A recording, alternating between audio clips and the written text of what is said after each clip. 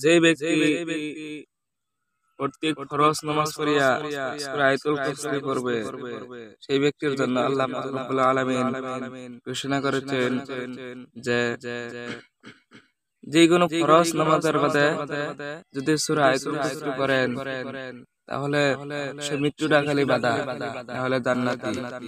তাহলে আমরা সবাই সূরা আয়াতুল কুরসি জানতে পারি না। তাহলে এই ভিডিওটা সারা ভিডিওটা দেখুন ভালো করে।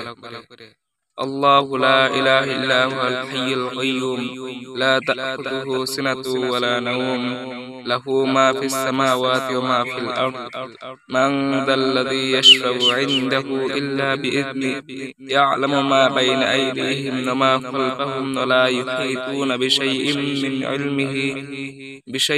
মিন ইলমিহি ইল্লা বিমা শা'a وسع كرسيه السماوات والأرض ولا يؤوده حفظهما وهو العلي العظيم। এই সূরাটা আপনারা প্রত্যেকটা ফরজ নামাজ পড়িয়া ফরজ নামাজের বাদে 5 ওয়াক্ত ফরজ নামাজের বাদে সেই সূরাটা পড়বেন। আল্লাহ পাক রব্বুল আলামিন মৃত্যুটা বাধা না হলে জান্নাতি।